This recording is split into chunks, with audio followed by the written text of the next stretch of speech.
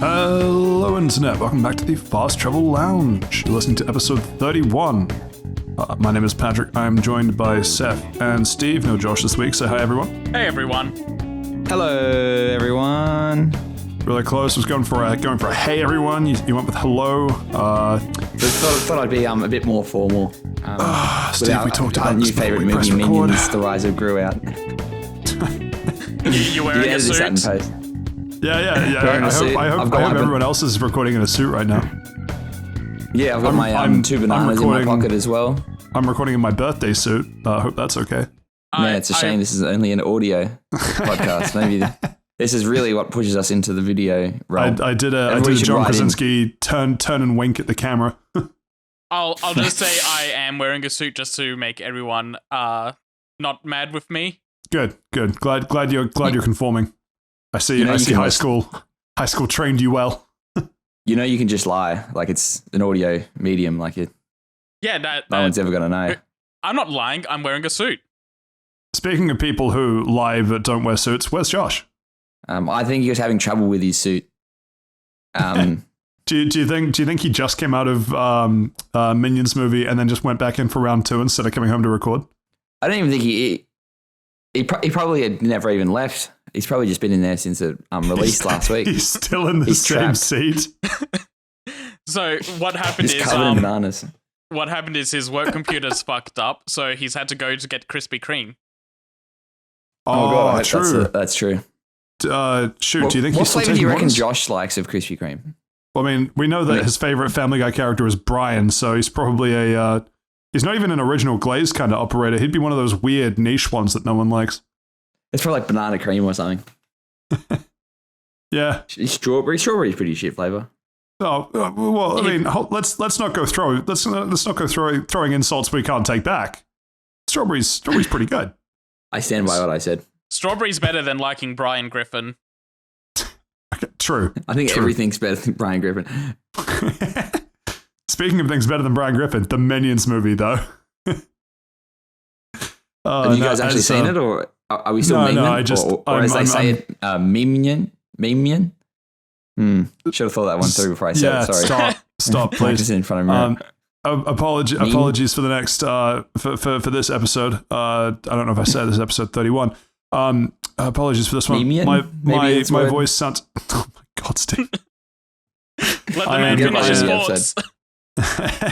No. My throat is more sore bladey than usual after a bout of sickness. So hopefully there's not a huge amount of coughing. But in case you're wondering, man, they've hot swapped the sweet voice of the regular host of FTL. Don't worry, still me. Same humor, same shit segues, just a slightly sandpapery voice. Pour one out for the man hosting during COVID-19. Yeah, well, gotta do what you gotta do. But that's okay. Means that I've had more time to get into Subnreak, which will be the main thing that I'm talking about this week. Any other random bits and pieces that we need to hit before we go into Round the Lounge? Actually, Josh didn't give us an album of this week. Anyone got an album we want to throw out? No. I'm an advocate for Kids Bop. You would be an advocate for kids, wouldn't you, big fella?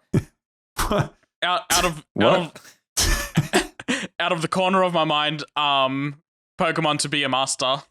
Is that an album? Yes, it is. Huh, okay. Sick. Go check it out. I believe don't really know much more to add to that. I believe it is a bunch of songs from season 1 of the anime. Sounds dope. Doesn't Toffolo have an album coming out later this year? Does she? Look, it doesn't matter. I think she does. That'd be sick. Better put a real spring in my 2022 step, I'll tell you what. Dirt Femme released in October 14, 2022. So get keen for that. Exciting. I guess that's a pre-order album of the week. Fun facts. Yeah, it will be good. I'm sure it'll be good. Fun facts. Pokemon to be a master sold 3 million copies worldwide. Wow. There. That's Album of the almost week more done. than... That's crazy good. that sold more than Subnreak has. Oh, and it took 3.5 weeks to produce the entire album. That seems like a very short amount of time to produce an album. Uh-huh. One of the best anime, no less. Oh well, not much more that we need. Would you call to... Pokemon an anime or a cartoon? Let's get into the real hard chats. Like I always considered it a cartoon. Well, Wikipedia lists it as the Pokemon anime, so I'm gonna go with Wikipedia on this. Do I have to play my my trap card? No. Doesn't Family Guy count as an anime because it's like an animation? Well, no. Family Guy doesn't have a manga/comic, so no. And it's produced entirely in the West. And it's funny. Now you hold on for a second. There's a lot of funny anime. There's a bunch of Simpsons comics floating around. I remember reading a bunch of those. That makes Simpsons an anime? Radioactive Man and Fall Out Boy. No. There is actually like that. I remember them doing like a whole series. Yeah, I do Like remember there comics. being a Simpsons comic run like in the mid 2000s. It might have been running way before that. Well, Anyway, we don't need to spend any more time on this it. tangent's gone on way too long. It has. Not it long has. enough. Just like Brian Griffin does. True. Weird way to pull it back, but fair enough. Might as well go into round the lunch for this week. Starting with myself, I've been playing Sunbreak, but I've also caught up on all of Stranger Things except the final season, which I'm slowly making my way through. Seen a couple episodes so far, liking what I'm seeing. It's a long season. Yeah, oh man, yeah. Each episode's like a bloody movie. Yeah. Which is funny because that was a similar thing to how Game of Thrones to Death. You know what? We'll get into it. But that's been my week. Steve, what's your week been like? I've been playing the Mass Effect Legendary Edition. Nice. Once Good again choice. through the magic of Game Pass. And I forgot how much I love those games so much. So I finished like Mass Effect 1 and now I'm about halfway through Mass Effect 2. Uh-huh. And I'll give my thoughts on how great those games are. And Josh isn't here to neg me the whole time, so how good. The week just gets better and better. Seth, what about you? I finished Far Cry 6, and to go into what's going to be the main topic of the week, I assume, I've been playing a lot of Monster Hunter Rise. Oh, yeah, no way. That's crazy. That's also what I've been playing. I have not been playing it. Makes sense. That's fine because we don't care, Steve. Josh, I know, has also been playing a lot of Sunbreak, but sadly could not be here. Although, funnily enough, is not playing Sunbreak now. So hopefully he's enjoying he's not playing Sunbreak instead of doing the pod with us. Maybe he's just appearing offline. True, or maybe he's back in the cinema watching Minions Round 3. But that is all we have in the week so far, which is nice and short. Can't wait to see how we turn this into a 2-hour episode like we never fail to do, regardless of how short the weeks are. I think Sunbreak will probably be the big thing that we spend a lot of time on. I'm going to quickly hit Stranger Things because I want to. Yeah, boom, strange, crazy. Host is going first. Dogs and cats living together, mass hysteria.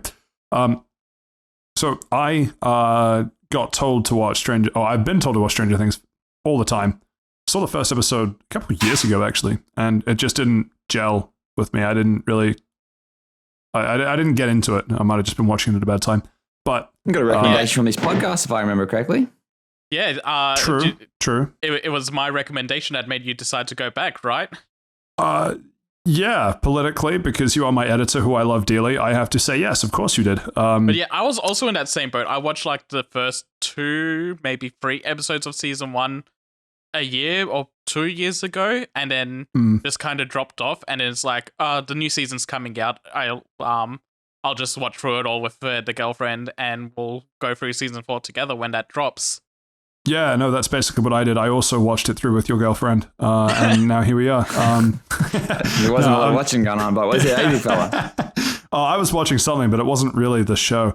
So I've now caught up to everything except the season 4, which, as I say, I've gotten a couple episodes into. So real broad strokes. Really liked season 1. I guess I just wasn't in the right space to appreciate it when I saw it the first time. Went back, watched it again, got really into it. Season 2, man, what a season. Definitely my favorite of the lot so far. Season 3, actually actively disliked. Just was not a fan. Yeah, there's a lot of things going against season 3 for me. I don't, especially for, oh god, the names are leaving me at the moment, but Winona Ryder her character, and the cop. I actively dislike them in season 3. Yeah. I'm assuming you mean Joyce and Hopper. Yes, Joyce and Hopper, Yeah. yes. I don't know why, but I just completely blanked on their names for a moment. But yeah, I actively hated them in season 3. And they were some of my favorite parts of season 1 and 2. Agreed. I'm glad. Yeah, okay. Well, there's not going to be a dissenting opinion because Josh isn't here, so that's awkward. We just agree, shake hands, and move on, I guess. I can be this dissenting opinion even though I haven't seen it. Oh, yeah, go on. It's shit. She's not a good actor. She's playing a role that doesn't make sense, and there's a lot of plot holes. Well, no, that's the problem. Is I agree with you in season 3. Yeah, that makes sense for the season 3 stuff. I didn't know. What a guess! He's done it. No, well, I definitely don't agree with the shit actor bit. I think they all act very well, but I did not like what they did with her character in season 3. I really like Murray though. He's like the glue that holds them together in season 3. Murray? What was that? Which Murray's the conspiracy theory guy. Oh yeah. Cool. Yeah. He gets even better in season 4 as well. If I watch a show too quickly, I know all of their names while I watch the show, but as soon as I try and discuss it, I know all of their faces. I just completely forget all their names. But yeah, no, I quite liked him in season 3 as well. I kind of had that moment before where I was accidentally calling Malzeno Mizutsune in Monster Hunter. I don't know why. I was like, oh yeah, I bet the next major monster I'm going to fight is Malzeno. And every time I was talking about it, I'm like, yeah, so I think the next one's going to be Mizutsune. That completely makes sense. Those are like 20 syllables plus, like they both start with an M. Yeah, see, there we go. Even though Steve doesn't play Monster Hunter, he gets it. Yeah, the only problem is that Mizutsune's been in the game for since launch. Malzeno's very new. True. Mizutsune coming out and being in games since Generations, which makes me feel really old because that game was like 2015-ish. Man, been ages. Anyway, yeah, that was basically what I wanted to hit with Stranger Things. I will say that even though I basically only watched season 3 to get through it, because it really didn't have that many redeeming qualities for me, I'm really liking season 4 so far. A little bit long in places, but I'm much more on board with this premise than trying to do what they did with like Russians and particle experiments and everything else that they did in season 3. I like most of what they did with season 3. It's just the character drama stuff is dropping the ball in season 3, but everything that involves the Russians and the Mind Flayer storylines, those were all good to me. Like anything supernatural was good, but it's when it came to the relationship dramas, I was like, they're really dropping the ball this season. I just didn't get why it was necessary. It was like, I mean, yeah, I guess spoilers because season 3 came out like 2 years ago or something. 4 years ago. Oh god, okay, well that's much worse. But at least I'm pretty sure it was 4 years. Sure. But I didn't understand why they needed any of that. Like I didn't believe that the Russians would just like tunnel under a mall to sort of continue the experiments with all of this layers of conspiratorial shit on top. Yeah, I kind of see where you're coming from, and like I think they were building up towards like this is taking place during the Cold War, so both America and Russia are in that sort of that bitter like competition. The Cold and they War? could go to war at any point. Yes, and it's just like they hinted at a couple of times that America's doing this and trying to make sure that it doesn't get into Russia's hands, and they've dropped in that Russia's going to be a problem a couple times earlier in season. I think it starts in season 2. They start like dropping that Russia will be a problem. So it's just kind of them following through on that. They've hinted at it in both, I think. They certainly made it much stronger in season 2, but like I get all that. I understand all that, but my problem is the fact that all of it is set up to be how it was done under Hawking, Indiana. I'm on board if the Russians are over in Russia building a secret military base underground and all this other stuff. But it's the fact that they've apparently smuggled all of this in and built it under a mall in the middle of small town United States. And then they talk about how, this is like one of the pride and joy secret nuclear testing sites of Russia, guarded by their strongest military people and all this other stuff. But it's like, but you're in the middle of nowhere in continental US. Why are you here? I think it's mostly just because all this shit keeps happening in Hawkins. It's probably gotten out that all this weird shit's going on over there, so Russia's just taken over, basically. I don't know. It just doesn't sit right with me. It would have been way better if it was just like, oh yeah, this is what the Russians are up to. I would have believed it more if the lift that goes down from underneath the mall transported them to Russia somehow, just by some magical interdimensional gate or something. They're like in Russia now. Cool. I believe that. I don't believe they built this giant facility underneath Hawken where the old one that was destroyed went. And then similarly to that, the whole big finale, Mind Flayer and everything, the big showdown at the mall, I understood what they were going for, but if they changed the order of events by 30 seconds, that final thing would have played out very differently because, man, isn't it just really dumb luck that a bunch of kids lost, like, a few of their loved ones to the Mind Flayer because the military took 30 seconds longer to show up? Yeah, that's usually the case in these sort of things. Joyce... Yeah, and because it took Joyce and Hopper 30 extra seconds to shut the gate. Like, damn, if only. If only. So, as someone who hasn't seen it, and will probably eventually watch it when it's all complete. Yeah. So, see you in a couple of years. Because they're doing another I've heard season. The last season comes out. Yeah. Like 2023, 2024. But is it like weird supernatural Dungeons and Dragons creatures versus like the army, and there's like this ragtag bunch of kids that are fucking around? Is that the sort of premise? It starts off as ragtag kids going against... So they use D&D as a way of naming the creatures, but they're more like eldritch horrors than they are D&D horrors. Yeah. And then the military comes in a little later because they're the ones doing experiments and they've got to try and put a stop to it. But it's mostly focused on the kids. Well, that's why I liked the involvement of the military in Volume 2, where it was like, yes, now the military is sort of aware and across what's going on, but they are also like, it's not. So I liked season 2 because it was a blend of something like The Mist, both the movie and the Netflix show, which is, I think, still really good. And I'm kind of annoyed they didn't get a second season out of it. I missed that one. Yeah. Well, yeah, you did. Go watch it.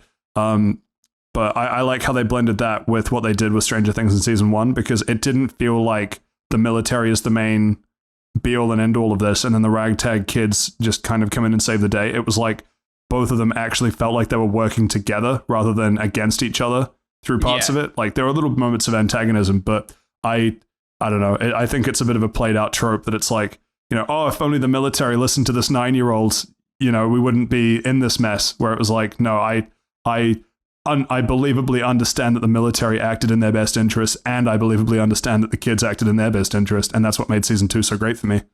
But then so it all falls apart in season 3, is that what you're trying to say?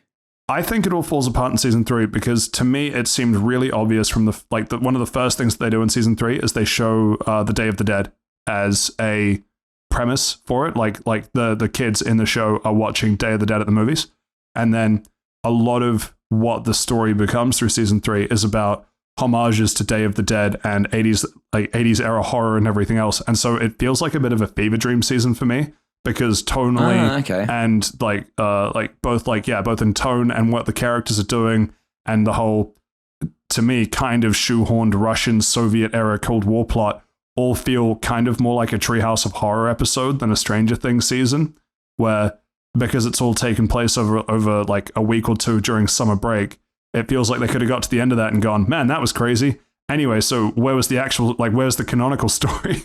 But so that's my take season. on it. To me, it felt like a filler season with a couple character points that will carry over into future seasons. But the story was just so, the tone of the story that they were telling was so off base to previous seasons to me that it was just it became really hard to watch because all of the bits that I loved from season 1 and 2, they sort of, I'm not even sure if they tried to do it, but like there were moments where it felt like they were returning to season 1 and season 2, but they just never committed. They always felt like they were trying this new homage, trying to be clever and artsy type callback through season 3, which I just didn't like.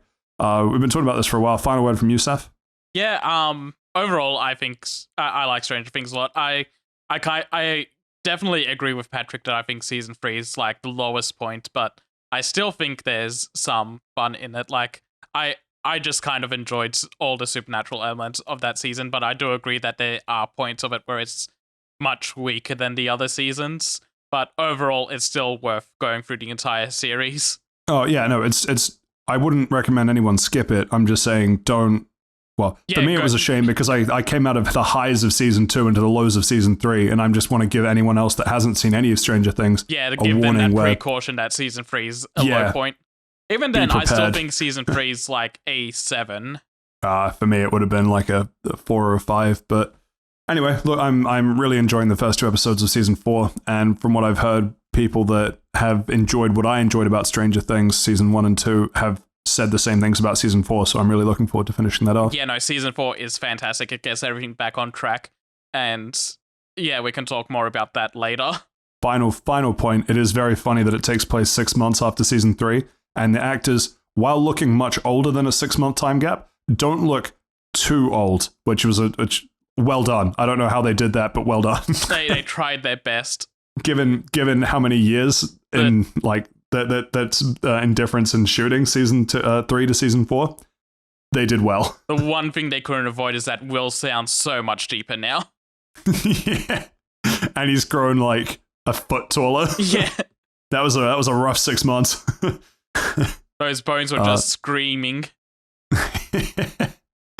Anyway, that's all I wanted to say about Stranger Things. Next. What you rated out of 10 so far, big fella? Season 2, I'd say, would be like a 9 or a 9.5. I really liked season 2. Yeah, agreed there. It lost it slightly because there was one episode where they put a lot of attention on like some misfits that one of them was trying to fit in amongst, which I got why they were doing it. It just wasn't for me. It felt misplaced in that season. But other than that, excellent season of television for me. So with that in mind, into season 3, I'd say that it's still like an 8. But removing season 3, boom, easy 8.5 to 9. Cool. I will definitely add that to my watch list. Yeah, we'll get there eventually. Definitely do that. Seth, Far Cry 6. Oh, what? I was just going to give Steve a warning that just be prepared that season 4 is every episode is movie length. They're at least an hour and a half long, and some of the final episodes in the first half of season 4 get to like 2.5, 3 hours long. Looks like I will be splitting those episodes in half, so I get twice as many episodes. True. I realized the Game of Thrones thing that I mentioned. It was interesting on some interviews, particularly with the production crew of Game of Thrones, saying that for each episode for this television series, they basically had to treat it like it was its own feature-length movie, which is certainly the case here as well. But goddamn, to do that for an extra hour or hour and a half, that's 2 feature-length movies for 1 episode. That, like, the production schedule for those longer episodes must be insane. Yeah, they've got to be really insane and, like, super expensive to make too. Yeah. I reckon it probably cost them at least $5. At least. Maybe about half 6. of broccoli. Half a kilo of broccoli. Maybe that's what they paid everyone in. It'll become an extra just so I can get fresh greens. Far Cry 6. Yeah, true. Far Cry 6, Seth. Yeah, so you finished it.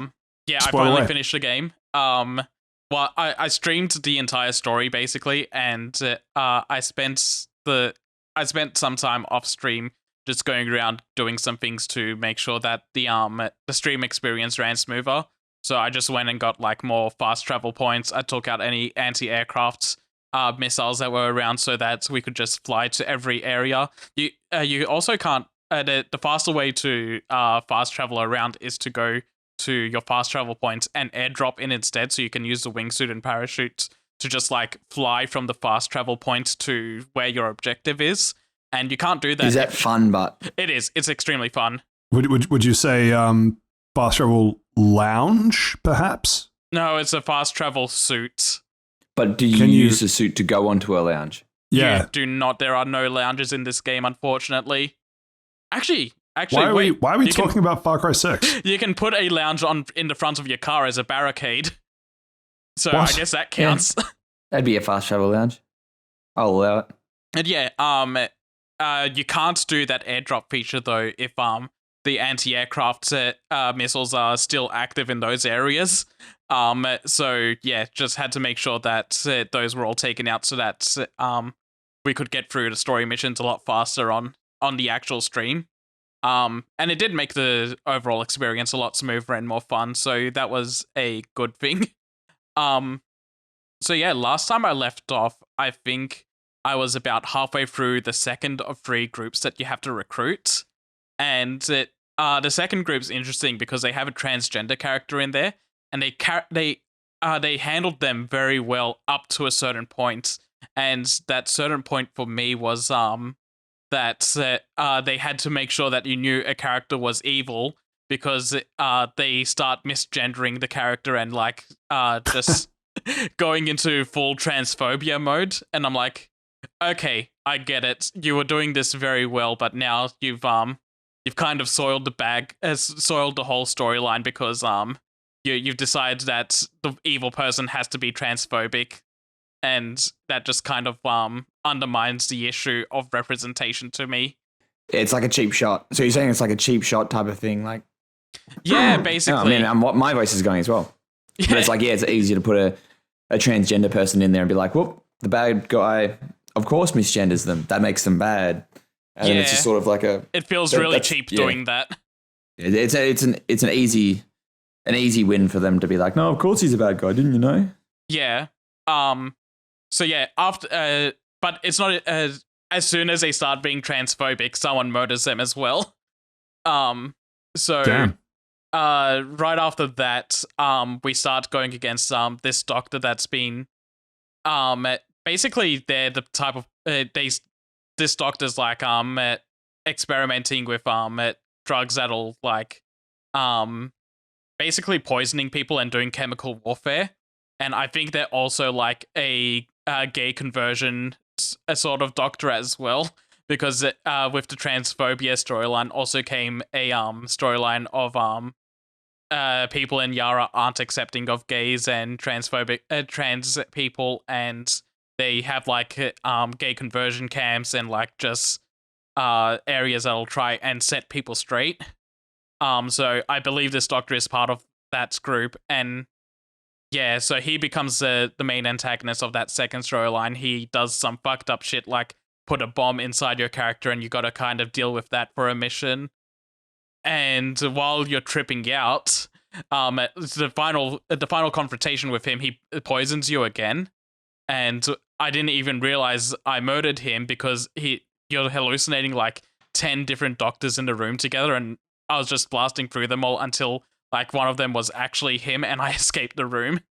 So yeah, bit of a letdown in that regard. It just kind of ended abruptly, I found. But also while you're doing that hallucination trip, he's doing the vast speech about insanity and stuff, but he's twisted it a little bit. Like the insanity, just doing the same thing over and over again and expecting a different result, like the vast. That speech, he twisted it a little bit. I can't remember exactly how he twisted it. That's on me, but yeah, it was very much going for that same sort of thing. And that was an interesting thing to do as well. There's a lot of vast callbacks in this game. They're very much doing that for a reason that I'll get to later. Yeah, so once he was done, I moved on to the last group of characters that I needed to recruit, which was they set it up as you're getting these legendary rebels from 1967, and they're all still alive and kicking, and they've just been hiding out on this mountain, just letting Yara go as it pleases because they think that their fight's over. And in the middle of that, you also find a new group of like young rebellious spirits that are doing things their way, and everyone else kind of disagrees with how extreme they're getting, but they feel like it's necessary, and you just kind of like bring those two groups together and like try to get them into your rebel group.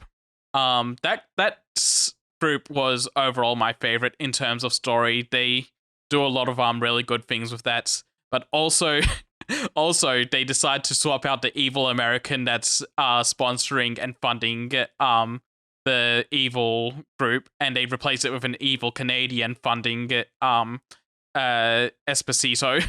Patrick, how do you feel about that sort of representation?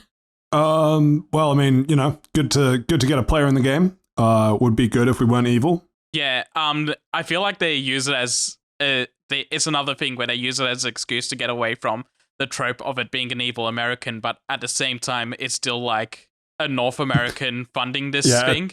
At the same time, you still have to pay the North American voice actor the same amount. Yeah, exactly. And during the final mission where you're coming up to murder him, he's talking over the radio to you about how every nation is built on like blood and terror and everything. And he even says that even in Canada, look up what we've done to our natives and how our country was built.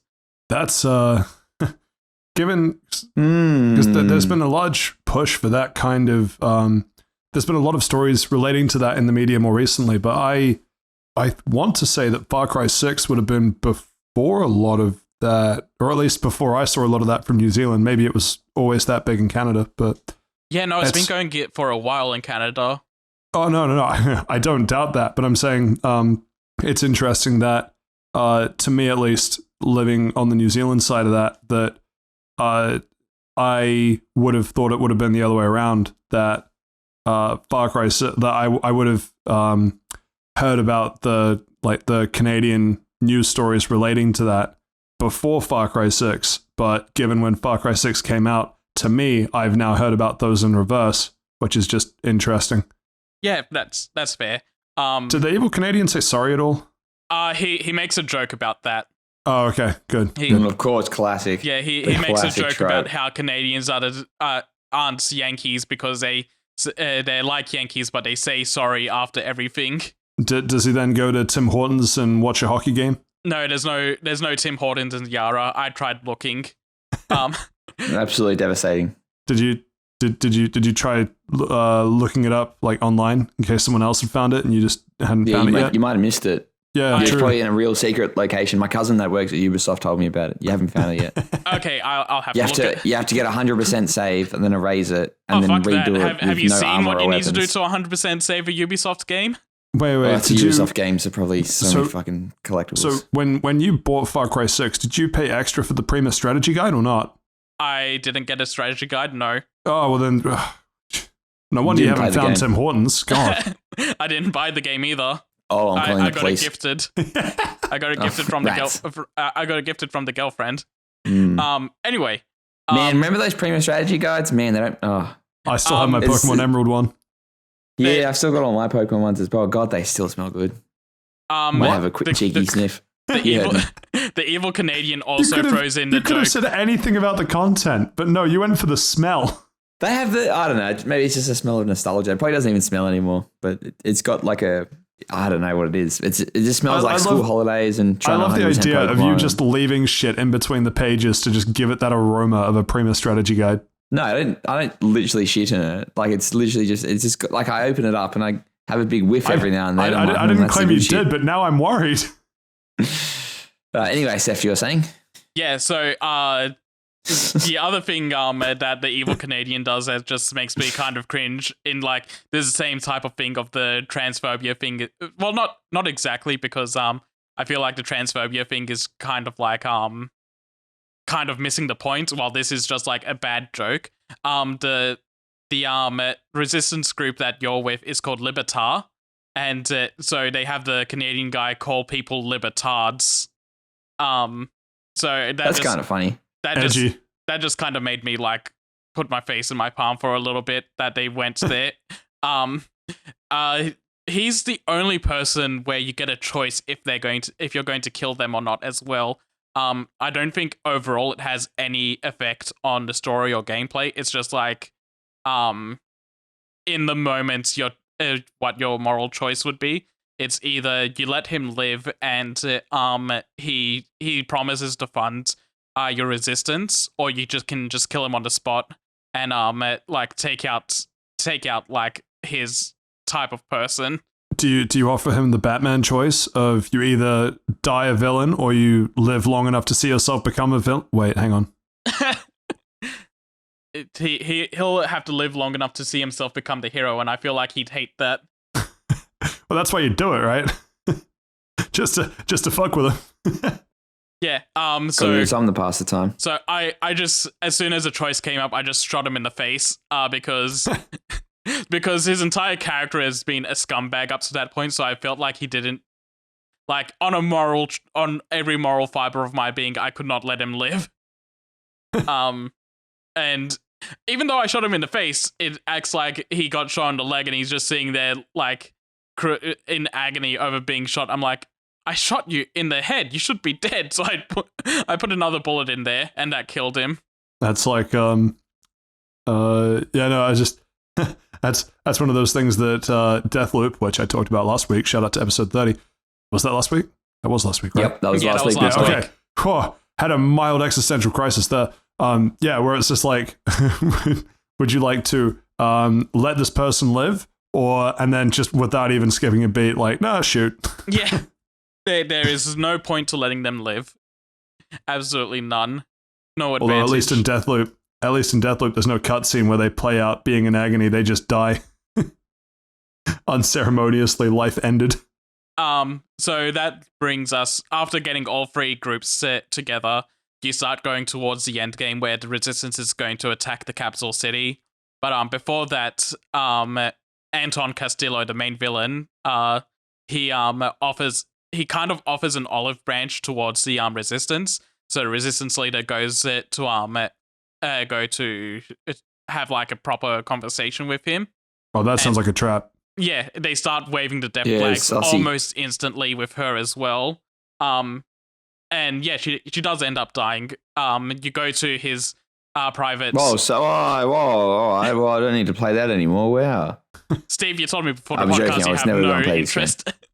I was never going to play this game. You have to sneak onto his private island because you figure she's being held hostage, and once you get there, he kind of like invites you to like sit down, have dinner. He's and there will be no lies at his dinner table, sort of thing. So he's just upfront with you. He has leukemia, leukemia, and he's going to be dying in like 6 months. And the only reason he has a child is so that he has an heir, to follow up, his legacy. That makes sense. That's standard legacy building, I guess. Yeah, standard villain 101, really. Yeah. Besides, if it was up to him, he wouldn't have a child because he hates children. Then he passes on the question to his son, who's like, I can't answer because you said you don't want lies at the table, sort of thing. And the person that you came to the mansion with, he's like hiding off in the distance, ready to take out Castillo with a sniper, but he can't get a sight on him. So he decides he's going to try and shoot the kid instead. Smart. That's what I'd do. Yeah. So you keep talking over the radio, like trying to talk him out of it. But as soon as he goes to take the shots, your character Danny jumps in the way of the bullet, like dives and knocks the kid out of the way of the bullets. And as soon as that happens, Castillo gets up and shoots the resistance leader in the head and takes her out, and then starts running with the kid to escape. And yeah, so she dies off, and honestly, I felt like her death in general, I wasn't invested in. Like, when a character dies in the story, it's supposed to hit hard because you're like invested in their character or like get attached to them. Hers was handled really poorly, and her character kind of is non-existent throughout the game. She like takes you in through the prologue, and then she's gone for the entire majority of the game, only showing up after you've done all the hard work to recruit these free resistance groups, and then she comes in and is like, welcome to resistance, sort of thing. I mean, at that point, you might as well just shoot her yourself. Yeah, exactly. Just take all her belongings, which kind of happens because she gives you her gun. Which Before she dies or after she dies? Before she dies, before she even goes to go talk to Castillo, she's like, "Yeah, I know this is a trap. Here's my gun." So what was for dinner? I think it was just Probably steak. Krispy Kreme. Oh, Krispy Kreme. yeah, it's such a good way to. You get to the villain's private island, and he's just like, "Here, enjoy this Tim Hortons that only I know about because of the Prima Strategy Guide." I like Tim Hortons. No, it's super secret Krispy Kreme within the Tim Hortons. That Canadian guy was very, very pushy about having a Tim Hortons next to the capital city. On his private island. On the private island, even, yes. Underground. Next to the nuclear test site. Yeah, and then after that, you just go straight into the final mission of invading the capital city, killing basically what's left of the private military group, and confronting Castillo and his son in their penthouse room, like where they run everything. And basically, from that point on, yeah, it just goes. Once you reach him, nothing. It's just the ending of the game there. 100%. It's not the ending of the game.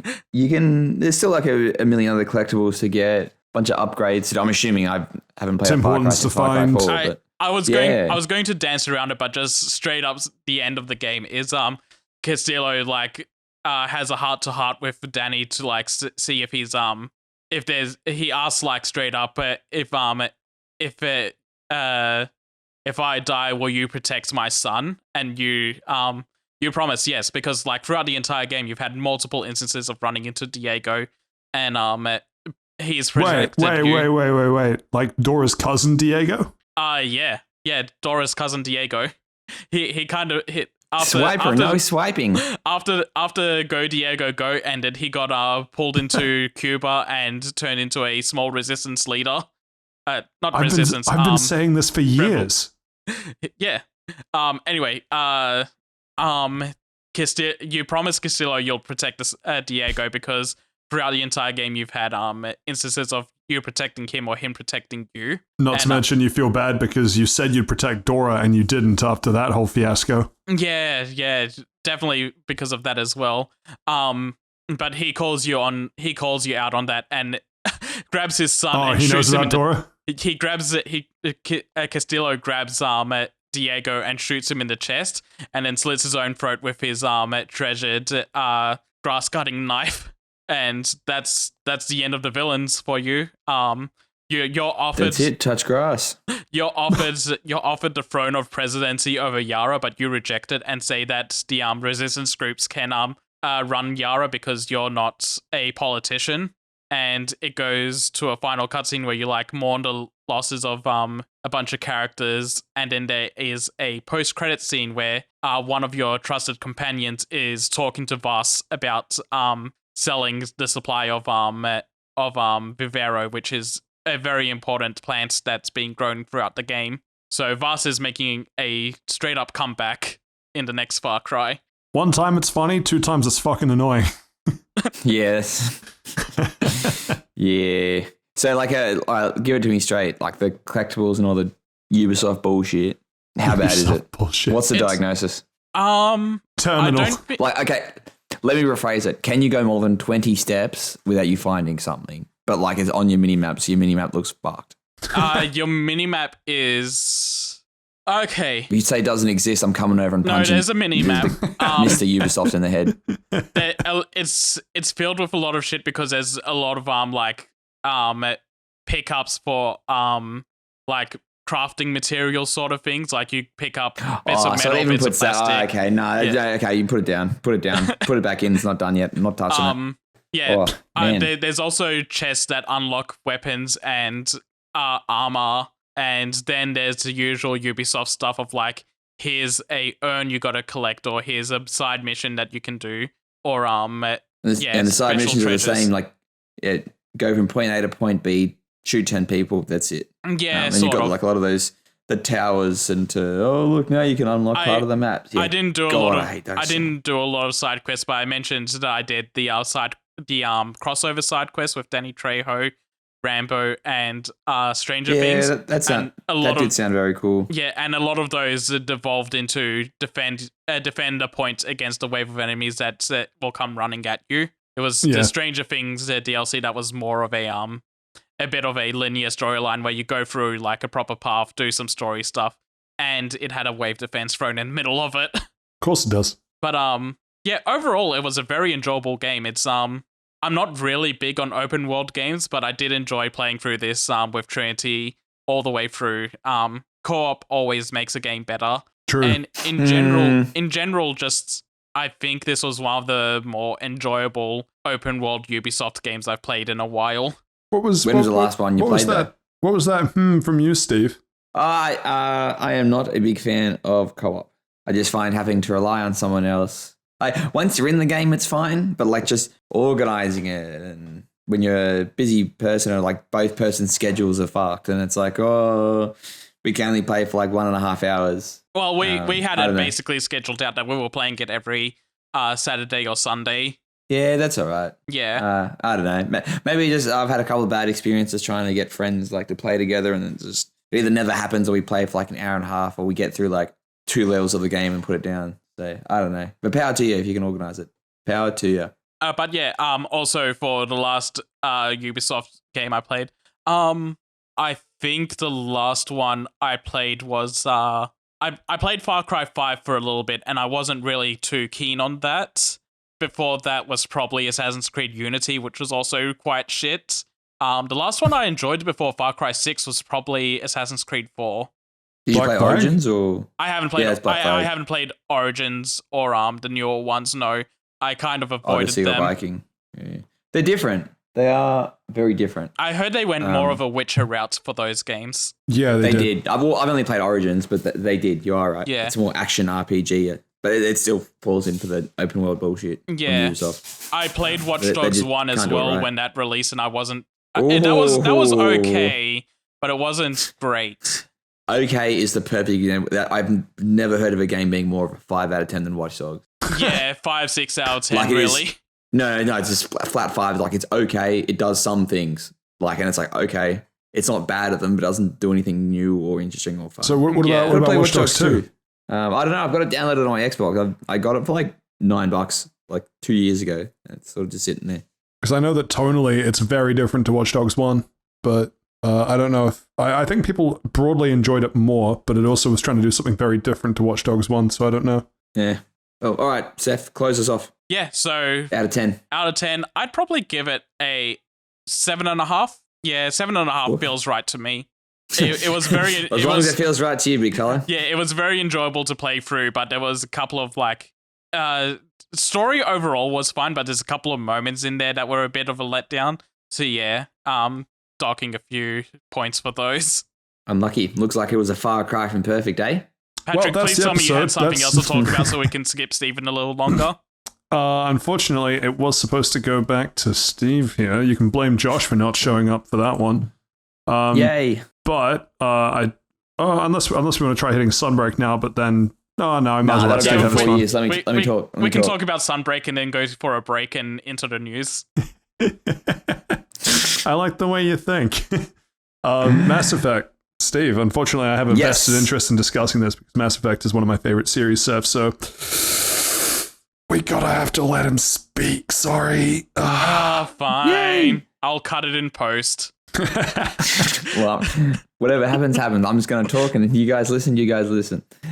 So, essentially, I'm much in the same vein, Pat. Like, Mass Effect is probably one of my favorite game series of all time. I'm so glad they finished at 3 and didn't do any other games after. I was about to say the same thing. Yeah. It's a perfect trilogy, honestly. Yeah. Can't wait for Mass Effect 4 coming out later. Wait, didn't they also make... That's the joke, big fella. That's the joke. Didn't they also make Mass Effect Inquisition? That's Dragon Age, big fella. I know. That was the joke. They did 2 bad sequels to games that could have wrapped Inquisition up. Inquisition was good. Right? Anyway, wanking off Bioware aside, like Mass Effect is like one of my favorite series. I finished all games like 3 times doing just various different playthroughs and Renegade or Paragon runs. Yeah.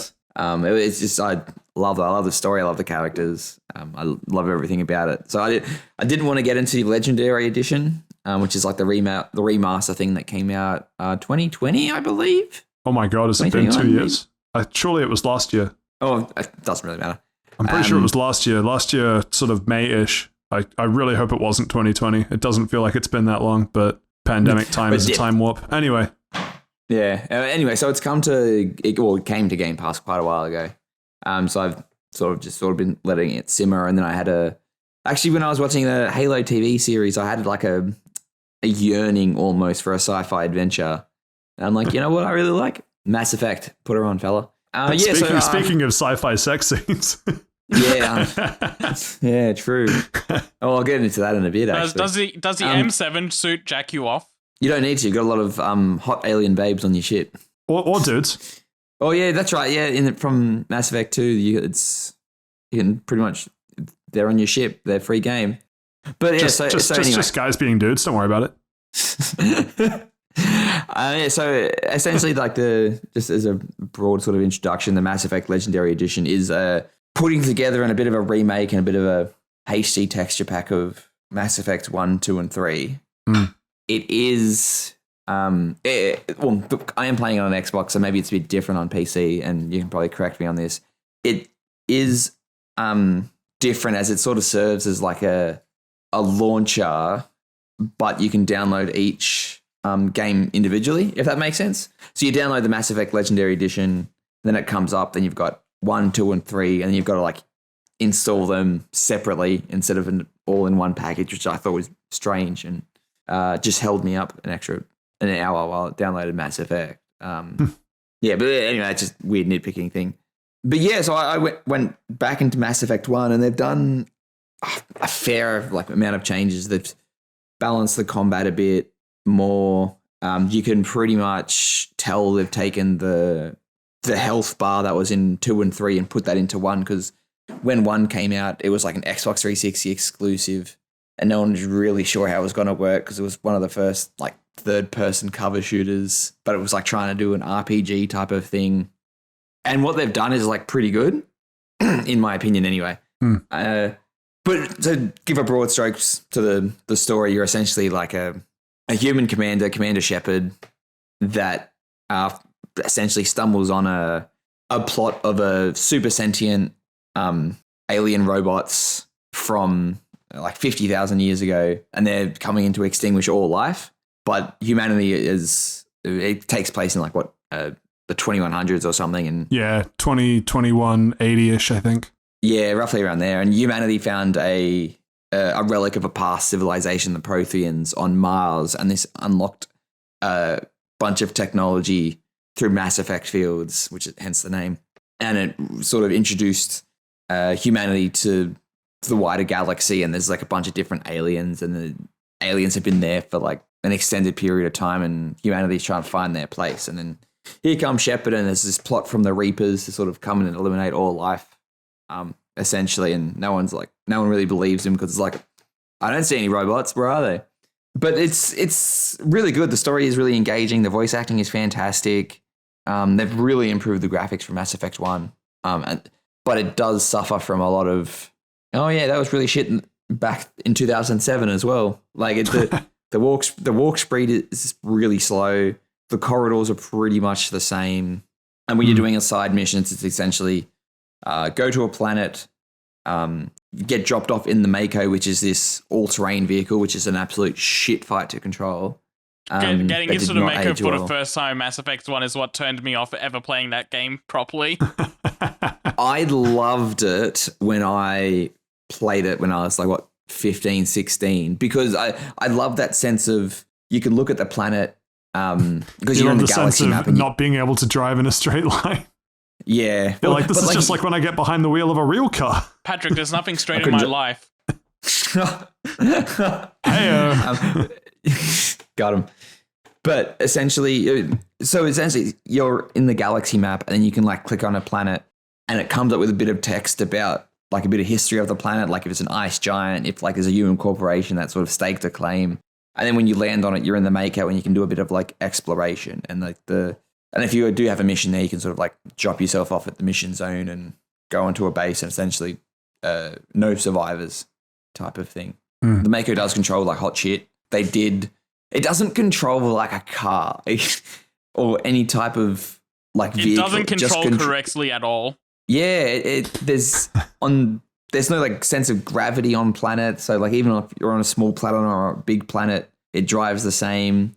If you have to turn, it doesn't drift or anything. It sort of tries to turn like its wheels. It's fucking shit. I hate it. It's the worst part of the game. And I can sort of understand why you get turned off it. But you literally got filtered, Seth. Try harder next time. Yeah, I think I was also borrowing the game, and it's just like, I don't have the time to play this and put up with the bad vehicle. I'll just give it back to who I borrowed it from. I'm calling Josh out on this. I lent Josh Mass Effect 1, 2, and 3 like 10 years ago, and he lent me Final Fantasy 13 in exchange. I had that game for like 6 months, and I played it, and I loved it. And he didn't even touch those Mass Effect games. I'm fucking calling him out. Man, I can't believe you guys just traded bad games with each other. What do you mean? Those are all good games. I don't trust the opinion of someone that likes 13 and 15. That's obviously a discussion for another time, and I involve my friend Mr. Brick in your head. Also, can I just say while we're on the topic of Final Fantasy games, that I absolutely hate the name of the vehicle being Mako, because it just constantly reminds me of people saying the Final Fantasy VII Marco name incorrectly. Like, so many people say. I think that you're literally getting angry over nothing, man. Yeah, like, yeah, I am 100% being angry over nothing for this, but it's Marco, and I hate when people call it Mako. It happens so much. Anyway, I'm just going to ignore that. Listen, this is the only context you're getting out of me for the Mass Effect discussion. Okay, good. But I've gone, when I was like 15, 16 in my edgier years, I did always go like the renegade or like the bad boy playthrough, and always picking the rude dialogue, some might say. And holy shit, it's so fucking cringe. It's literally like you're telling everybody fuck off, and like you don't believe me. And it's like, you know what? I'm just going to gas this room. What are you going to do about it? It's cringe. They definitely, what do people do about it? They sit there and they watch. They definitely made it better in Mass Effect 2 and 3, but Mass Effect 1, it's so self-defeating to be Renegade, because it's like, I can kind of see where BioWare's coming from, right? Because you have a choice of, do you want to do something good and therefore find out more of the story, or do you not? That's kind of your two choices. And the Renegade choice is always, I don't care about this, I'm going to go do something else. And so half the time it's just like, oh, okay, you don't care. And then they just stop talking, and you never find out any more story context. Yeah, you can lock yourself out of like conversations or even quests. Out of quests even, yeah. Yeah, like it's like, I don't have time for this, or like, I don't care, give me my money. And it's like, well, and you're standing up to be this hero of the galaxy, but you're literally like just like threatening people for more money. So much of it, like it's just no reason. It's just, it just doesn't make sense. With this? Fuck off. Like, yes, that's pretty much it. Oh, cool, 5 renegade points. I don't care. Yeah. And it locked me out of, because I'm trying to get all the achievements, of course, because of the scumbag I am. So I'm playing on insanity difficulty. Nice. Well, man, in Mass Effect 1, like insanity difficulty just means they turn up the damage and the health bar of enemies up to like 10. So it's like, oh, I've been hit twice, I'm down. But with enemies, you have to throw like 40 fucking million times. Whew, just takes a bit of time. Yeah. But because I've gone the renegade option as well, like telling all my crew members, like, I don't care about you, fuck off. I've locked myself out of the romance options, which makes sense. But I've like missed the achievement, and I'm like, I have to go back. But I'll go back and play it on like narrative difficulty. But yeah, God, I love that game so much. The writing is fantastic. The story is really good. I'll talk about Mass Effect 2 and 3 probably as I finish them, and I can compare and contrast. But what class did you end up going for one? Or classes if you did it multiple times? The Adept, I think. Oh, yeah. Yeah, so you get like a couple of biotic ones. Yeah, I'm pretty sure it's Adept. I don't mind it. It's one of those things that like really the only difference comes in like if you're doing the soldier class, you get all the bonus attributes to your weapons as opposed to having some powers. Like you can, because the biotic powers essentially are just weird telekinetic powers that they explain through science. But you can sort of break it in funny ways. Like if you use like throw, you can punch an enemy like across the map. And then you sort of get stuck and glitches out, and you get stuck on that. Then you have to reload your save, but you saved like 20 minutes ago, and you're sitting there like absolutely seething. But yeah, no, I did go Adept. What do you think, Pat? I think you've 100%ed it as well. What were your thoughts on it? Well, like just Mass Effect 1 in general. So Yeah, it's one. my first playthrough of it was during the Legendary Edition last year or 2 years ago. Whenever it came shit. out. Because I never had an Xbox, and by the time it rolled around to PC, everyone said like it's sort of past its prime, and it'd be really hard to get. It's like I've never gotten into the Fallout series for the same reason. Everyone tells me Fallout 3 is good, but no one tells me Fallout 3 is good 10 years later. You know what I mean? Like, of its time, it's fantastic. And if you played it when it was in its prime, it's fantastic. But there have just been advances in how things are done since that have just made it so hard to approach having not played it the first time. And so when Legendary Edition came out, I was like, oh, perfect. I'll give this a go for the first time. And holy shit, do I regret not playing it sooner? My God. Like, admittedly, I got the good experience of it, right? Because I've only played the version with the quality of life upgrades and the handling fixes and the rebalancing and all the other bits and pieces. But the story and the narrative that this game does in the first game of the series, right? Like, I played Mass Effect 2 and 3, years ago when they came out, but that was all having already like the world of Mass Effect had already been started in Mass Effect 1, and so I do not know what it would have been like to experience this for the first time in a completely new IP, a completely new universe. It's 2100, like 2180, yada yada. Here's all of this instantiation and world building in amongst a fantastic story, in amongst, I assume for its time, reasonably good gameplay. I don't think it was stellar by any reports, but the whole package. From what I remember, it was just different. Like, it was RPG plus third person cover shooter, and they were sort of just inventing that genre then. Yeah. And so to see where it is now with things like Uncharted 4 and stuff, you can see a lot of like where things have taken inspiration from. But yeah, no, I really liked the Mass Effect 1 story. Even now, one of my favorite gameplay moments in the Mass Effect trilogy is talking to the VI on the Protean planet right before the final showdown. And he I want to say Hal, but that's Space Odyssey. The VI on the hidden Protean planet that tells you all about the kind of last days of the Protean Empire. That's sick. Yeah, Cypher. I can't remember. I honestly can't remember, but but that whole sequence I think is one of my favorite sequences in the trilogy, and it's just so it's one of those, like, you're not doing anything, right? Like, the gameplay isn't exciting at that point. You're just driving along a hallway, but you just have this kind of tingling in at least for me, like in the back of my neck of like what this like where I am in context to the story and in context to the history of this place. Like, I'm a sucker for that kind of stuff. Like, I love the premise and world building and all that sort of stuff. So that whole sequence was awesome to me. And other great moments all throughout it. Like, I really loved what they did, and I loved even more how Mass Effect 2 and 3 built upon it. And yeah, people have issues with the ending of the trilogy with 3, and those issues are, fair enough in the scheme of things. Yeah, but for what one is, at least. Yeah, I've got some takes on the ending, but when I get to Mass Effect 3, yeah. But we'll chat about a 10-year-old game. But for what one is or was, it's excellent. Absolutely fantastic. I cannot recommend it highly enough. The one thing that ruined it slightly for me from a gameplay perspective is that I went Soldier for my Insanity playthrough, and if you spec into whatever the stim pack is, I forget which one it is, which ability it is. I don't think it's first aid. It sounds more. Maybe that's what it was in Mass Effect 1. It's weirdly, it's already been like a year, which is just crazy to think about in its own right. But the skill that just means when you activate it, like your guns do more damage. You basically have DR. It's a straight up gun steroid, and so to have that with extra weapons handling and eventually the exploding rounds gun, I forget what the name of it is, but the one that you can pick up from the Spectre store towards the end of the game. GG.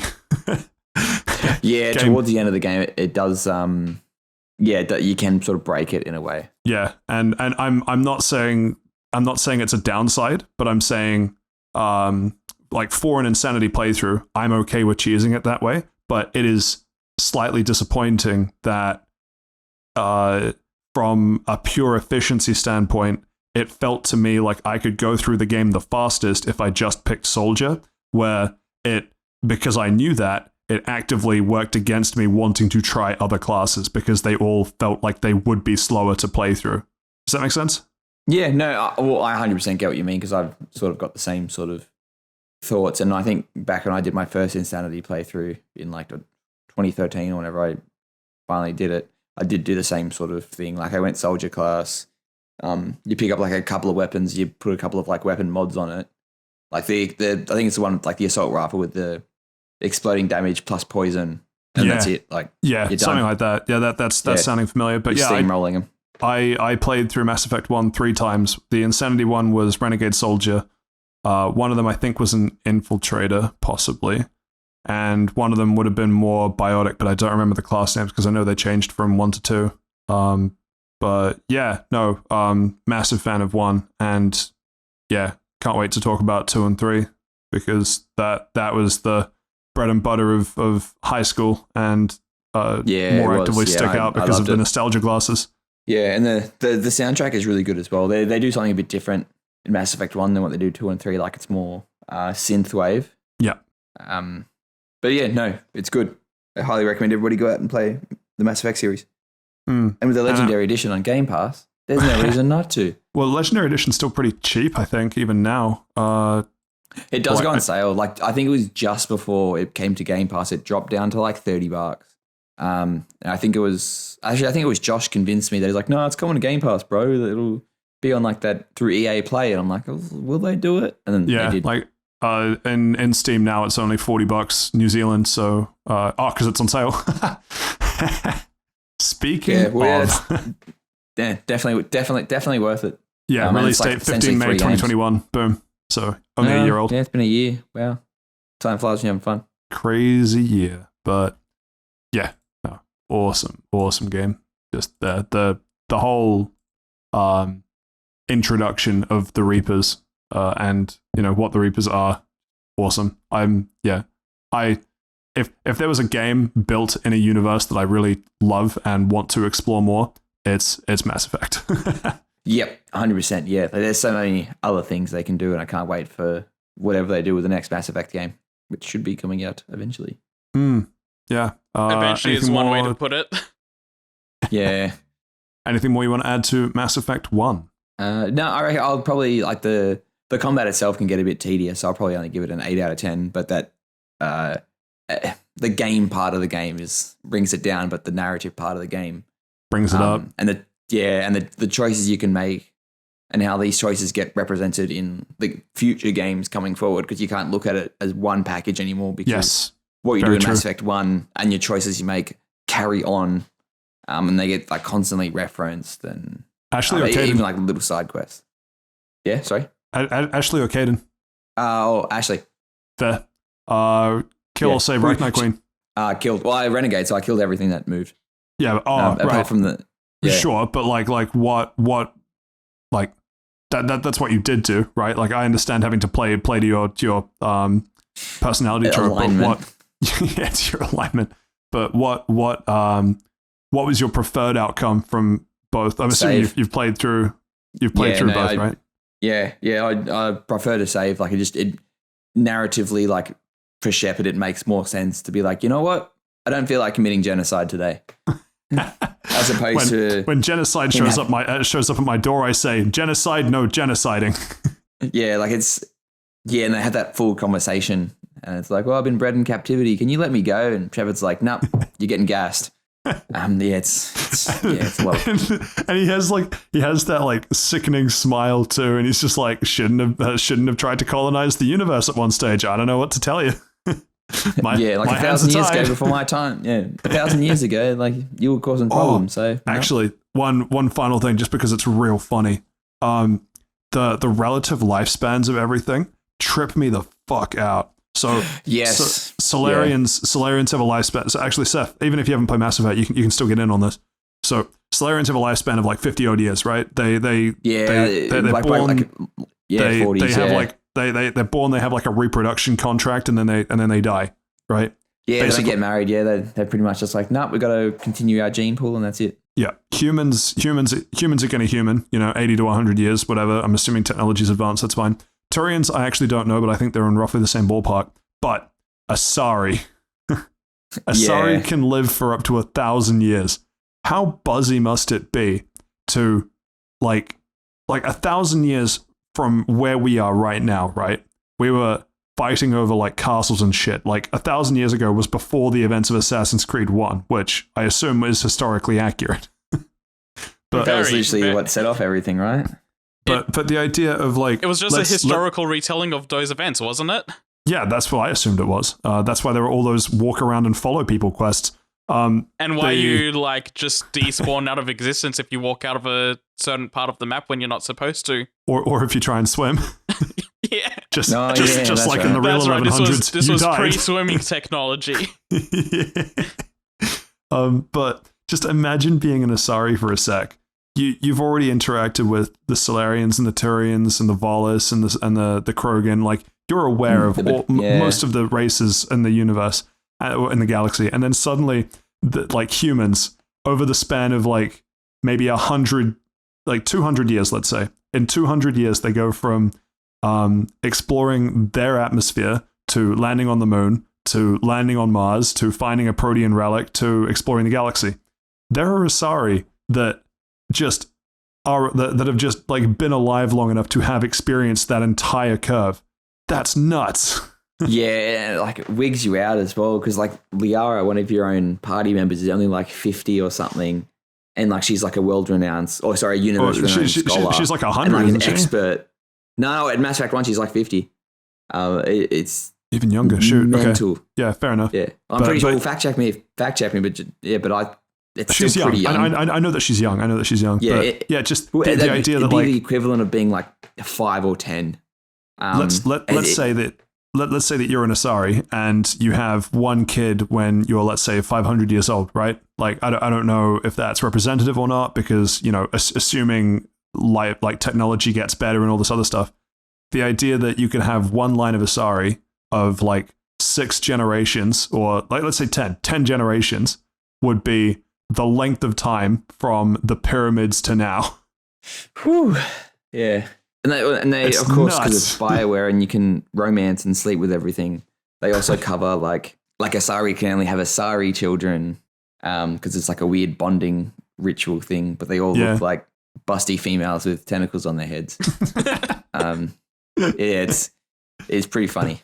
And then you get to the Liara interaction in Mass Effect 3 where it's like, what do the tentacles feel like? And Liara's like, I am never going to tell you. If you want to take like the medieval approach to this, it kind of reminds me of like vampire stories. Like in Castlevania, Alucard interacts with multiple generations of the Belmont family. Yeah, all of that kind of stuff. It's I don't know. I enjoy the kind of the existential crises of time and what that means for like lifespans and durations of things. Yeah, and definitely like with the human concept of time. Well, time's a social construct anyway. I don't think it matters. But yeah, enough about Mass Effect. I could talk about it forever. Let's make a Mass Effect podcast, Pat. Yeah, I'm in. In depth, why we hate Batarians. Part 1 of 30. We'd call it Faster Travel Lounge. We will leave Mass Effect there. Went a bit long. Sunbreak. I'm kind of. I feel like we will talk about. I will hard cap this to 20 minutes because I feel like we're going to talk about it again next week anyway. Hopefully with Josh back because I'm sure he has thoughts. But overall, I really should have thought about how to structure this. The monsters are excellent. The quality of life fixes to the combat are also excellent. Switch skill changing, all of that good stuff. The 2 new areas are excellent. Overall, I'd say the expansion is excellent. Saif, is there any part that is not excellent to you? I cannot think of a single downside. Cool. You put me on the spot and like I'm like, no, I enjoy pretty much every. Okay. Actually, I did think of one downside. The main hub theme isn't as good as the Kimura Village one, and so when you get into the main menu, it's just playing the Elgato's new theme, and it's nowhere near as good as the original title screen music. Fair enough. you can get the original tile screen music, but that involves you fast traveling back to Kimura and then exiting the game from there. So when you load back in, it's the good music. But that's just too much effort for my blood. Too much fast traveling around the lounge. I understand. I will say, actually, on the back of that, the hub is the only downside because there are invisible walls fucking everywhere. And there are. Like, I would have liked it. Such a pain. I would have liked it. Like, if just the whole area was open to the point where you could just like wire bug between places. Because I was trying to wire bug from the top of the castle to where the ship is, where you can go into your room. And you can't. Yeah, you can't. It just blocks you. You gotta like follow the path that's on the floor. It's so weird. Like I don't understand what they gain by stopping you from zipping around the hub world. Like the whole, like we said this, right? Like it looked more vertical and yeah, you know, it is more vertical, but it's only more vertical. Exactly, because of 3 places that they let you be more vertical in. The new areas, which of the 2 new areas, Citadel or Jungle, is your favorite? Citadel, by a mile. Like, Jungle's really cool, but Citadel is just so big and interesting, and it's got so many interesting-looking biomes around, and it's just a fun area. All the monsters in there are fun fights. All the new monsters... Is that a Mass Effect reference? Yeah, it is. Yeah, they actually just took the entire Citadel, and, like, you can fight Keepers. Keepers are the monsters that you hunt now. Good. Fuck Keepers. Weird fuckers. Okay, 4 eyes. Go home.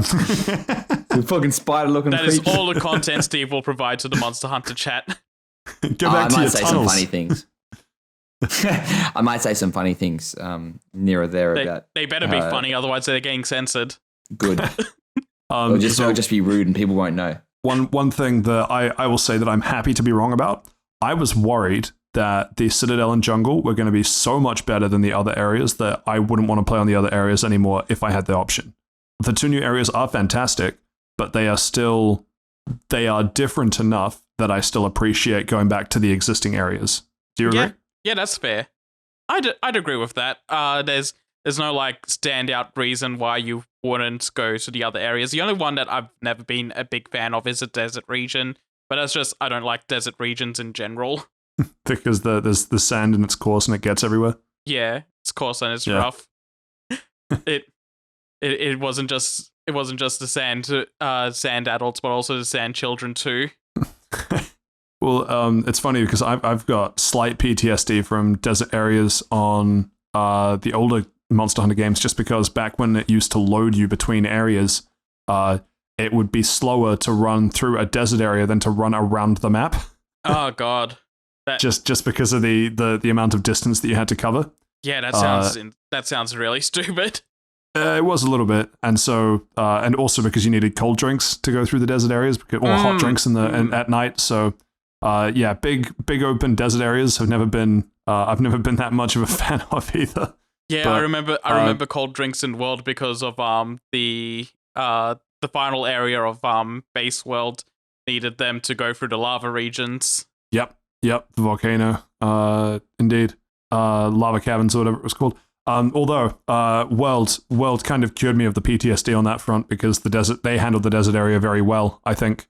Because it was varied enough that you didn't feel like you were just running through sand. Rise does it kind of in between, where you've got a couple large open sandy areas and otherwise it's quite enclosed, but I find it's too easy to get stuck down the bottom.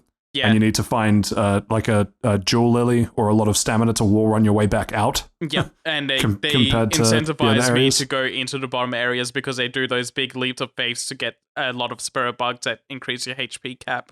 Yeah. So I agree with you. The desert's a little bit lackluster on that one, but yeah, otherwise the new areas are great. So monsters, because that's probably worth talking about. So I have finished the Subnreak story. I am master rank 20, about to uncap the 20.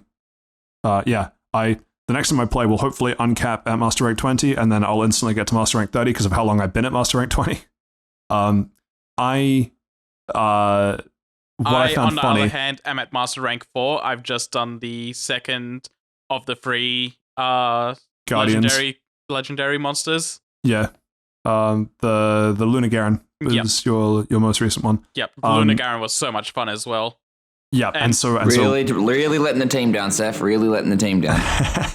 No, I've just been propping the team up. What I will say, I have gone the entire way through Sunbreak, and I ended up mentioning this to Josh, and he agrees actually, in that every urgent quest fight, you go, wow, this is the best monster in Sunbreak. And then you get to the next one, you go, wow, this is the best monster in Sunbreak. Yeah, I've had that experience so far. Garangolm, I was like, wow, Garangolm is so cool. I like its moveset. Yeah, it's the best fight in the game so far. And then we just did the Lunagon earlier, and I'm like, wow, this monster's so fucking cool. It's the best fight in the game so far. I love it. And then you get to Malzeno, and you're like, okay, now this monster is the best one in the game. Yeah.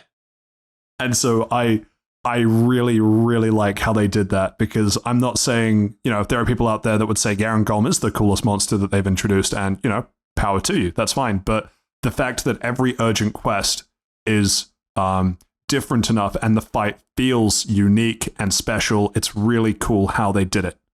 Yeah. Or how they progressed that.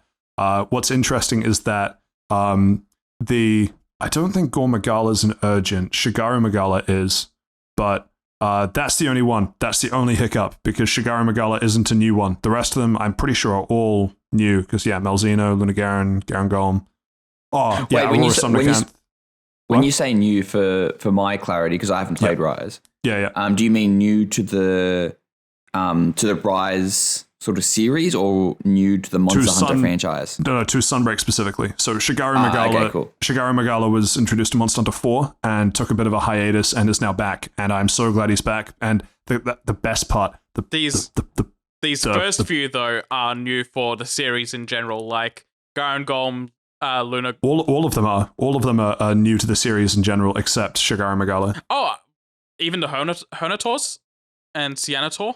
Oh, no, but they're not urgent, though. They Daimyo were put is. into, they're like the midpoint urgent ones. Yeah.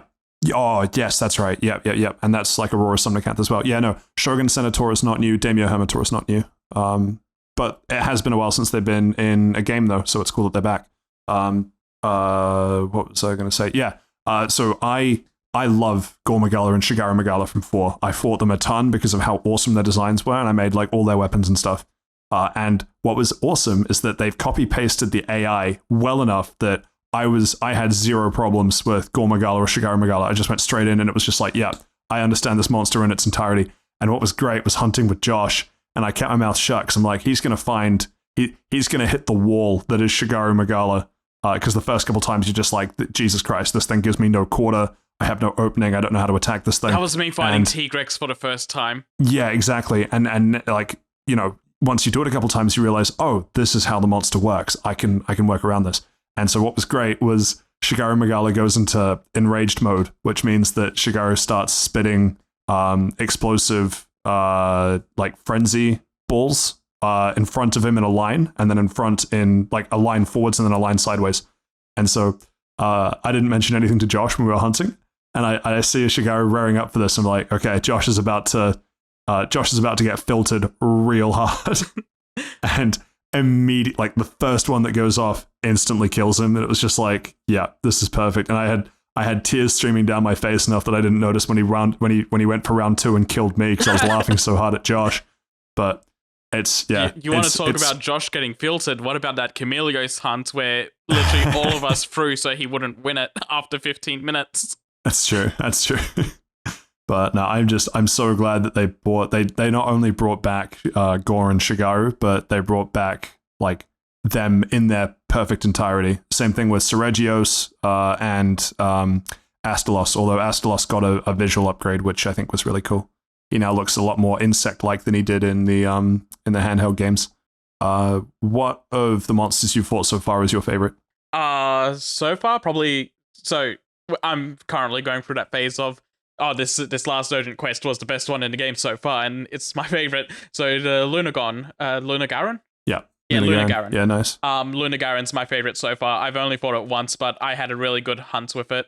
Going into a little bit of the new things that Sunbreak added, I fought it with a hammer, and they've added a parry to the hammer for some reason. They made it completely insane. So I threw out what it does is I press the circle button to throw out a little bit of an overhead attack, and during any moment of that attack's like active window, I just parry whatever the monsters are throwing at me, and if it's successful, I press triangle or circle to do big follow-up attacks. And this is my first time playing Luna Garen, but it's got good enough tells where I can try and like figure out when I'm supposed to parry against it. And I did really well against like just reading its attacks and everything. And it was just a fun fight to just mess around with. Yeah, and it's really, I think Luna Garen's really well designed in that respect, because if you fuck around too much, it'll punish you, but he doesn't really do a particular move that will instantly kill you like a lot of the others do. Yeah, exactly. The Garen Golem didn't I fucking have that hate either. that. Garen Golem was pretty tame as well. Like the most fun things about it are like ways it's traversing around the arena, like throwing down its lava fist to rocket jump across the field. I think Garen Golem, you can get unlucky and it can combo you though. I think Luna Garen, it leaves wide enough opening that even if you get stunned, it's not going to instantly punish you. I think the only combo that Garen Golem has, you can wire bug fall out of it. It's where it throws you up with its head, and then it does this like big move where it's like makes a giant steam bubble explosion. When it throws you up, you can wire bug out of that to avoid the explosion. Yeah, you're probably right. So moving forwards, you have Malzeno to look forward to, obviously, because, you know, that was the third of the three Guardians. Yep. Shigaru and Gore, which, I just, as I say, love. And whatever Josh was hunting before, where he kept saying, oh my god, this fight is so sick. Yeah, which I'm not going to spoil, but let's just say it is an excellent finale to Sunbreak. Really, really happy with how they did the finale. Is that going to be at R6 MR6? Yes. Yeah, so you'll hit, actually, it might be the urgent, I don't remember the order. Because I'm at MR4 now, and that's going to be Malzeno. So the next one is Shigaru, which would be MR5. Yes, and then once you, so you got Malzeno, Shigaru, and then once you do Shigaru, it'll give you the 3 Elder Dragons, and you need to fight 2 of them, and then it will give you another urgent, and then when you clear that urgent, you're then up to the finale. Okay. And at the end of the finale, you're Master Rank 6, so I think Shigaru's the midpoint for Master Rank 5. Okay, yeah. And then it'll be the Elder Dragons or whatever's next after that. Yep. Yeah. In terms of post-story content, you get to do what are called afflicted quests. I'm not going to detail how they work, but they give you the materials that you need for rank 10 weapons, and they are difficult. I've only done the first. Well, I've done the first one twice now. Once solo myself, and once with Josh. I heard you and Josh mention an afflicted Azuros. Yeah. So there are afflicted versions of monsters which give you the last sort of pieces needed to unlock the rank 10 gear of theirs. It harkens back to how they did post game in 4, which I really like and appreciate. I'm not looking forward to the difficulty spike because the Azuros gave me a run for my money, and that's the starting point. Yeah, Azuros is like one of the first monsters you fight. Yep. What is interesting though is that Azuros drops materials that you don't have to use to unlock stuff, but they let you see what the rank 10 is. And so I can now see what the rank 10 Lagombi dual blades, because I'm using dual blades through Sunbreak for whatever reason. The rank 10 Lagombi dual blades are basically equivalent to the rank 9 Kashala Deora ice dual blades, which means I am not looking forward to fighting afflicted Kashala Deora for the rank 10 dual blades, because the rank 10 dual blades are going to be amazing. Yep, I can imagine. And speaking of gear, what did you end up looking at? What the Luna Garen weapons and armor look like? Yes, I did. I am a big fan of the weapon designs. The armor is fine. I'm not a fan of the helmet for it. But I do like the I want to say like Kamen Rider-ish, or like that sort of look that is going on with the armor itself. It's just the helmet that's throws off that whole piece for me. The weapons though, I love that glowy red effect they have going through all of those weapons. It looks really great. Yeah. That's the other cool thing with not only are the fights, to me at least, not only do the fights get more and more awesome, but the weapons and gear that those awesome fights turn into also gets more and more awesome. Yeah, because the Garangon were like really cool looking, and then the Lunar Garen just moved it up a whole nother level. And and then I'm looking Malzeno, forward to what Malzeno does. Yes, I really like the Malzeno gear as well. And then obviously I know what the Shigaru gear looks like, and I'm a massive fan of that too. The finale monster, it's cool. I appreciate how unique the look is. I don't know that I'd say they're my favorite weapon designs, just as like a slight piece at the end. But I find that the finale monsters are usually just fine when it comes to armor and weapons. Yeah. Like I felt that way about the world ones. And that's sort of a similar spot to where this is as well. Yeah, like it's not as cool as like the big flagships that they usually push. Like the No Gigante weapons and armor were fantastic, but the Xenojiva was just fine. And Valhazak was great. Yep. I will say I'm a big fan of the switch skills now being kind of loadout based. It feels like there are a lot more customizations now. Yep. I know that's really weapon dependent though. Like dual blades, they play very differently. Hunting horn, they don't.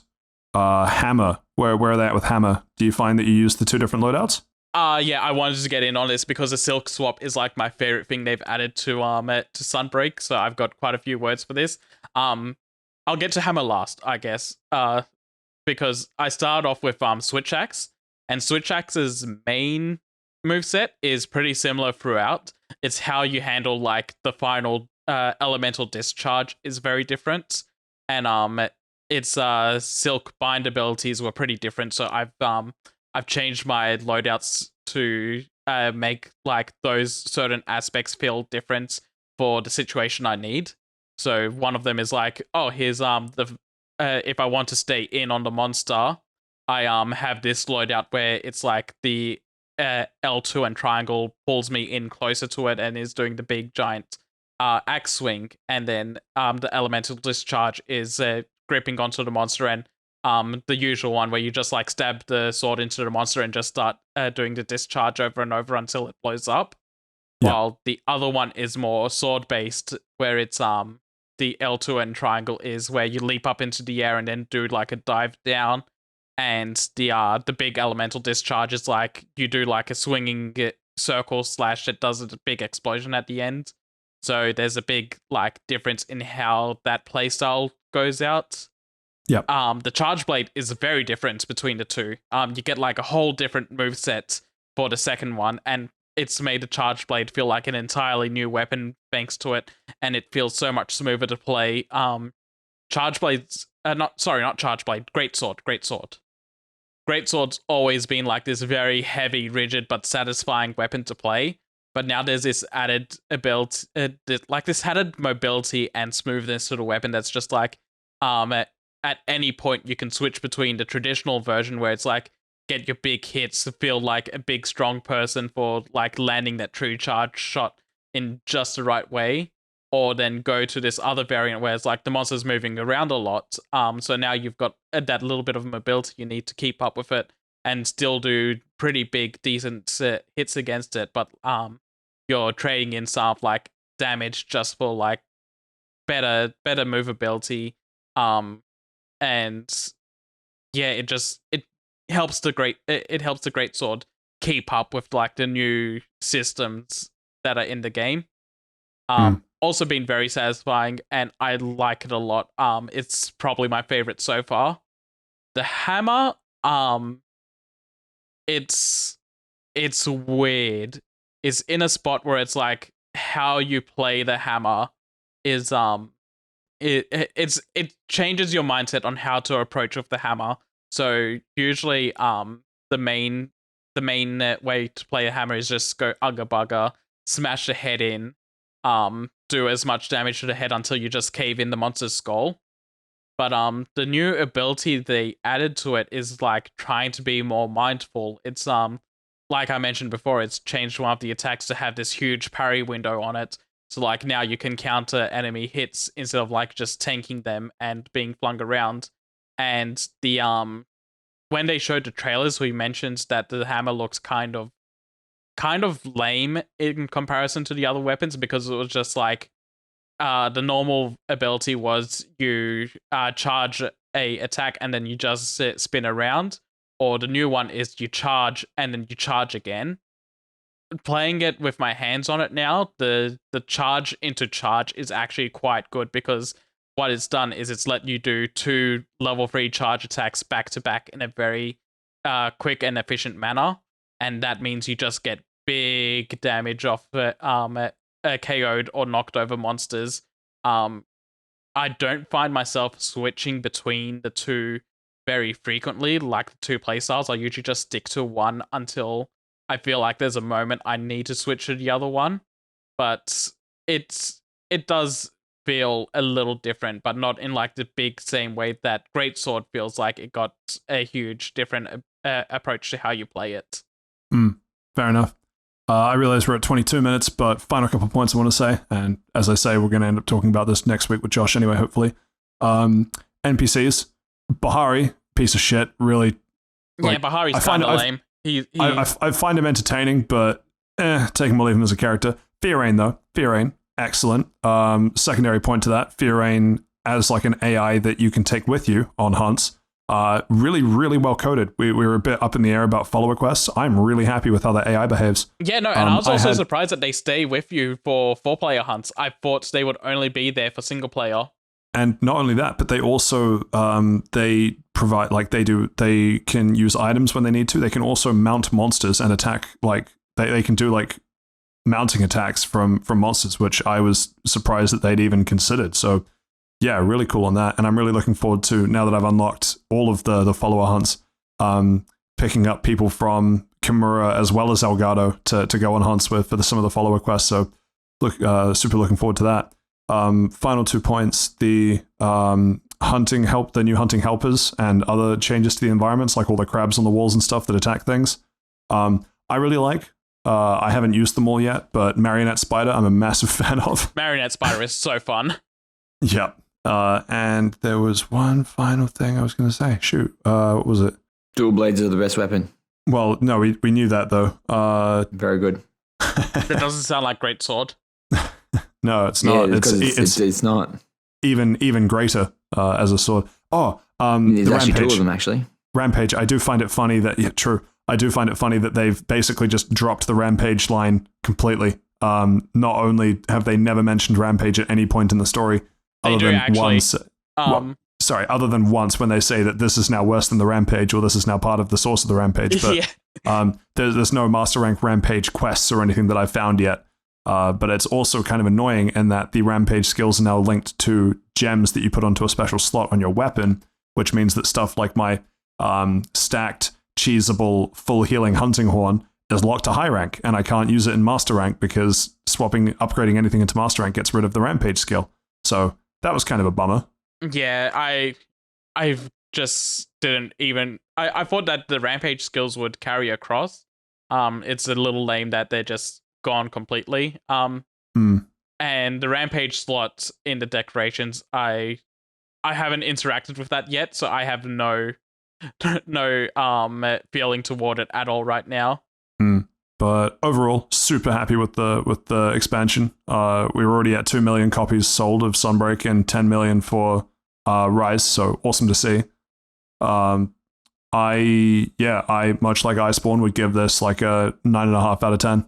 Yeah, will absolutely keep me playing for ages. Yeah, no, nothing but high praise for me this week. Honestly, than season 3 of Stranger Things. Just for the Silkbind swapping, I'm giving it a 10 out of 10 because it just completely revamps how to play the game, how you go into hunts and everything, and it's just a fun ability that they've added into it, and I am just a huge fan of that swap mechanic. The only That's thing like the third 10 out of 10 you've given this year, Saif. We got to get some sort of bell. The only thing stopping it being a 10 for me, the invisible walls, and because of how good Iceborne was, Iceborne having the ticket melding for rare parts that you couldn't be bothered farming for, excellent mechanic. and Didn't just the hub being wasn't that a part of World in general? Probably, but I know that they expanded on it with Iceborne though, in being able to get it from the alchemy person. That was always a part of World. I remember getting some parts from the alchemy person in No, but I mean the being able to get the tickets from the coal fireplace in right, yes, that part. Yeah, that piece of it. So in other words, there's just slightly more to do in the hub in Iceborne, and in Elgato there are a bunch of invisible walls. So that's the main thing that doesn't quite make it a 10 for me, but hopefully that comes with one of the future updates, which of course there are future updates. So there'll be tons more Monster Hunter content to cover. We've now gone well over the 20-minute mark. Last thing from you, Saif.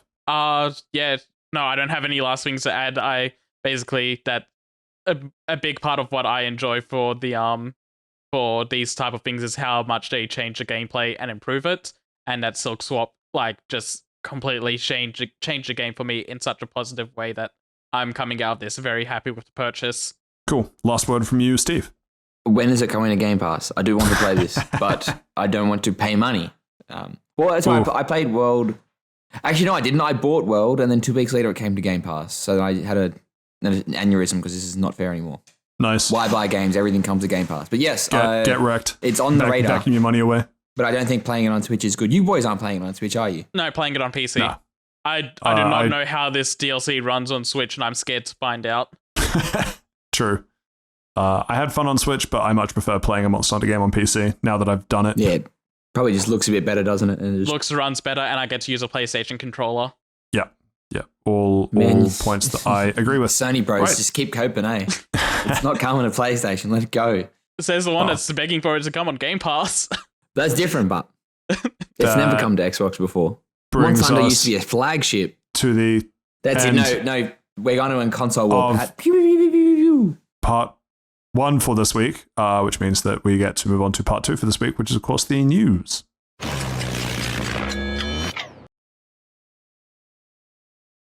And unfortunately, what you just heard might have been a lie, because while Past Patrick was really keen to get into the news and audience question for this week, thanks to Steve forgetting that his hard drive was full, we actually ended up missing a lot of that footage.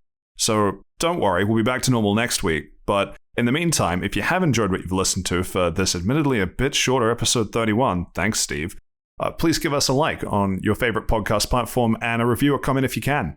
All interactions really help boost our voices within the algorithm and bring us one step closer to being the preferred gaming and pop culture news podcast sponsored by Krispy Kreme. So thank you for listening to episode 31, and we'll catch you next time. Goodbye.